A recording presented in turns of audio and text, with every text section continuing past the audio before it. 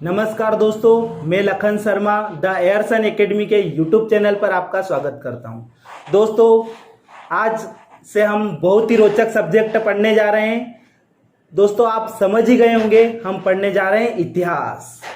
दोस्तों, इतिहास क्या है, इतिहास क्यों पढ़ना चाहिए और इतिहास को कैसे पढ़ें, आप इस वीडियो में अंत तक बने रहिए, आपको पूरी जानकारी मिल जाएगी।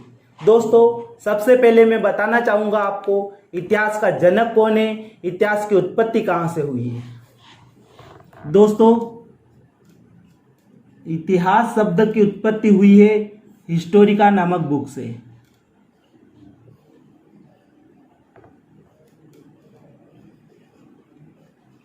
हिस्टोरिका नामक बुक से।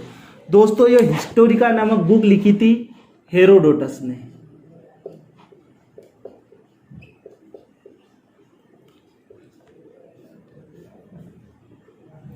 दोस्तों, हेरोडोटस को इतिहास का जनक कहा है रोमन के दार्शनिक सिसरो ने। ठीक है, अब हम देखेंगे दोस्तों इतिहास क्या है।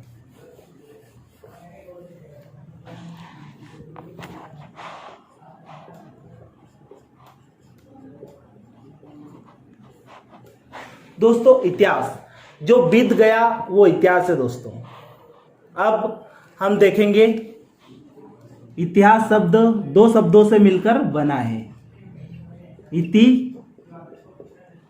और हास। ठीक है दोस्तों, इति का मतलब होता है दोस्तों ऐसा ही, और इसका मतलब होता है हुआ होगा।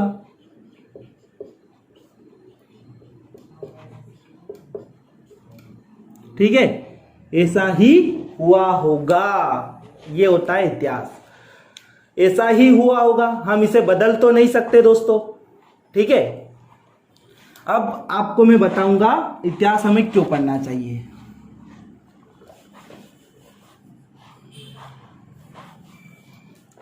दोस्तों, हमें इतिहास इसलिए पढ़ना चाहिए क्योंकि हमारे अतीत के बारे में जानने के लिए हमें इतिहास पढ़ना चाहिए। हमारे अतीत में जो अच्छे और बुरे निर्णय लिए गए हैं उनके बारे में जानने के लिए हमें इतिहास पढ़ना चाहिए। हमारे अतीत में जो भी परिणाम हुए हैं उनको देखने के लिए हम इतिहास पढ़ेंगे, परिणाम की जानकारी के लिए। ठीक है, हमारी संस्कृति, कला, ठीक है, इसीलिए हम इतिहास पढ़ेंगे। जो बीत गया वो इतिहास है। अब आपको बताएंगे इतिहास को कैसे पढ़ें। दोस्तों, इतिहास को पढ़ने के लिए इसका वर्गीकरण किया गया है।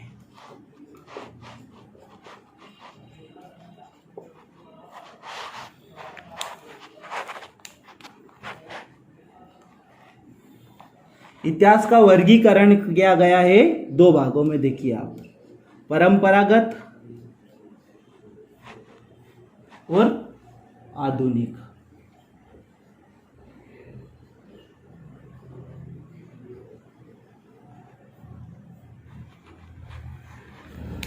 दोस्तों, इतिहास का वर्गीकरण इसलिए किया गया है हमें पढ़ने में आसानी हो जाए, ठीक है, और व्यवस्थित क्रम में हम उसे देख सकें।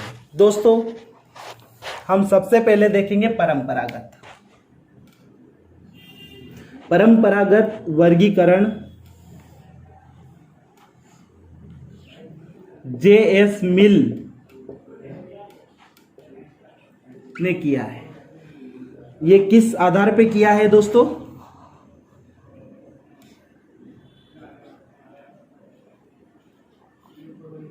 हिंदू इंडिया, मुस्लिम इंडिया और दोस्तों ब्रिटिश इंडिया। इस आधार पर J.S. मिल ने परंपरागत वर्गीकरण किया है। किस आधार पर किया है भैया?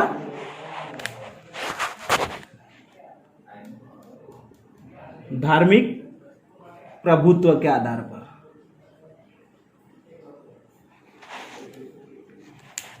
धार्मिक प्रभुत्व के आधार पर जे.एस. मिल सर ने परंपरागत वर्गीकरण किया है।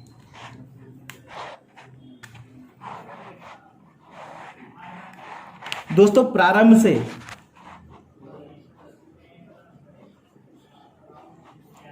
प्रारंभ से 1206 एडी तक हिंदुओं का दबदबा था भैया। उसके बाद में गुलाम वंश के बाद में 1206 ईस्वी एडी से 1206 ईस्वी से दोस्तों 1757 ईस्वी तक एडी और ईस्वी एक ही है भैया, ठीक है। मुस्लिम इंडिया का प्रभुत्व है धार्मिक प्रभुत्व के आधार पर। ब्रिटिश देखेंगे अपन तो 1757 एडी से ईस्वी से 1947 एडी तक। दोस्तों एडी और ईस्वी एक ही है, ठीक है। यहाँ पर हिंदू का ज़्यादा दबदबा था उस समय, फिर मुस्लिम गुलाम वंश के बाद, और ये ब्रिटिश आ गए थे। ये जे.एस. मिल साहब कहते हैं। अब दोस्तों आधुनिक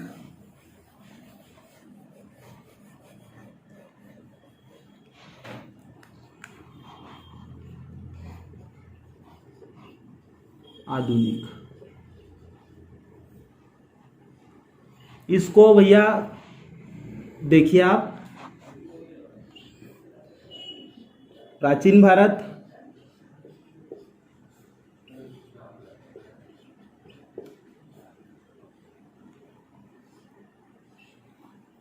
मध्यकालीन भारत,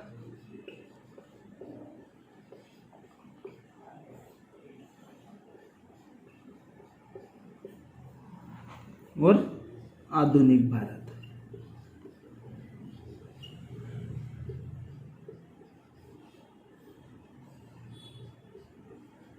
भैया ये किस आधार पर किया गया है, ये वर्गीकरण क्यों किया गया है? आधुनिक, प्राचीन भारत, मध्यकालीन भारत और आधुनिक भारत, ये वर्गीकरण इस आधार पे किया गया है, शक्ति के केंद्र के आधार पर वर्गीकरण किया गया है दोस्तों।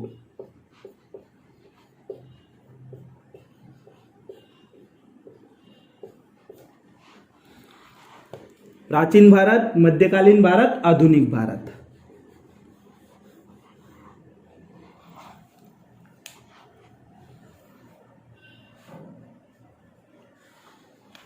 भैया ये प्रारंभ से 750 ईस्वी तक, और ये दोस्तों 750 एडी से 1757 एडी तक, और ये 1757 ईस्वी से 1947 ईस्वी, ठीक है। देख लीजिए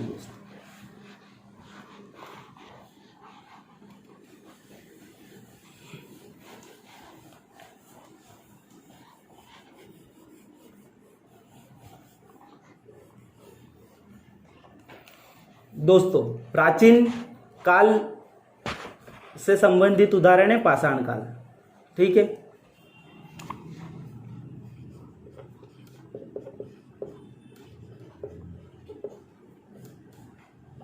दोस्तों पाषाण काल वह काल जिसके बारे में हमारी जानकारी का मुख्य स्रोत पत्थर के उपकरण थे, ठीक है, हुमन के पत्थर के उपकरण थे। दोस्तों पाषाण काल को 3 भागों में विभाजित किया गया है। पूरा पाषाण काल,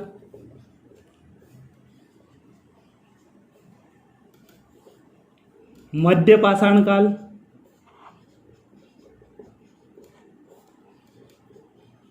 और पाषाण काल, ठीक है दोस्तों। अब हम देखते हैं दोस्तों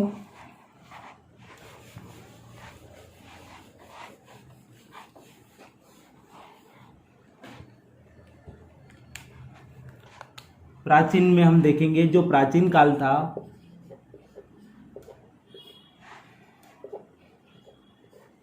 इसमें केंद्र में भैया राजा था।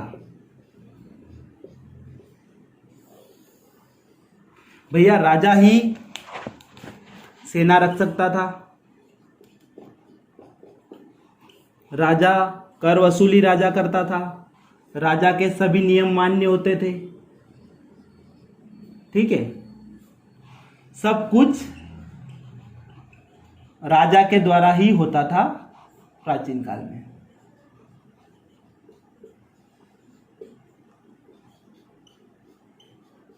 ठीक है दोस्तों, ये मान लीजिए आप कि राजा का ही निर्णय प्राचीन काल में मान्य होता था। लेकिन मौर्य वंश, गुप्तोत्तर वंश और इन वंशों के बाद में एक राजा होते हैं, सम्राट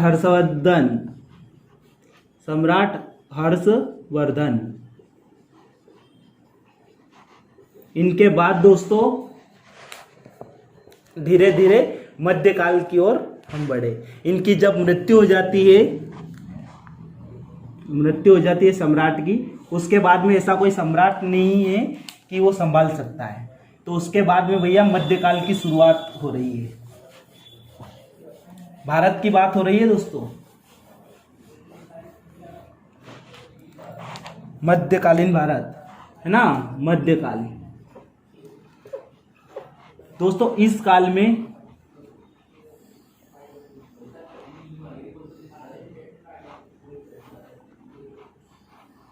राजा है,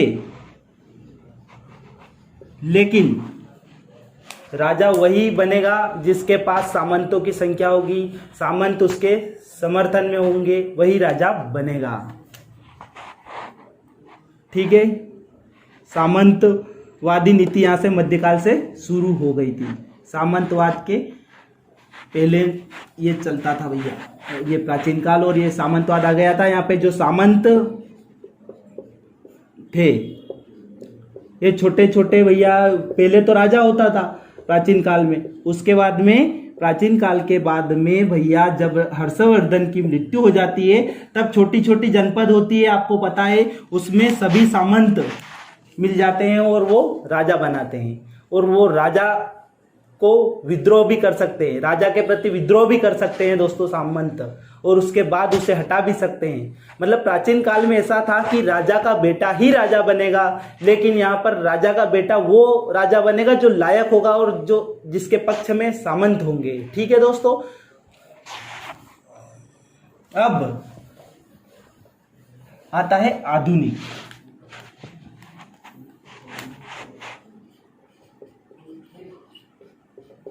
दोस्तों आधुनिक, इसमें क्या होता है, ब्रिटिश आ जाते हैं भारत में।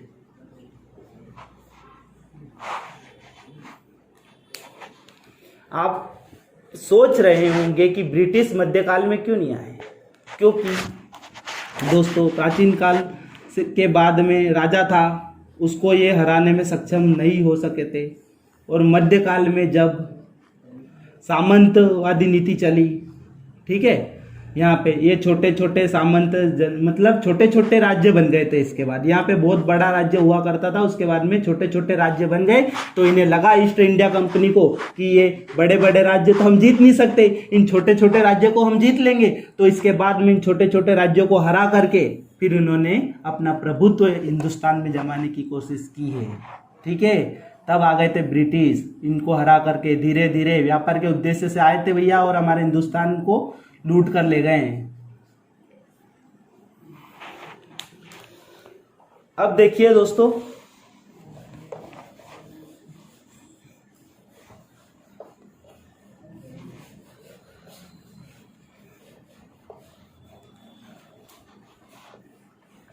कल से हमारा नया टॉपिक है, जब भी अगली कक्षा आरंभ होगी, आधुनिक भारत।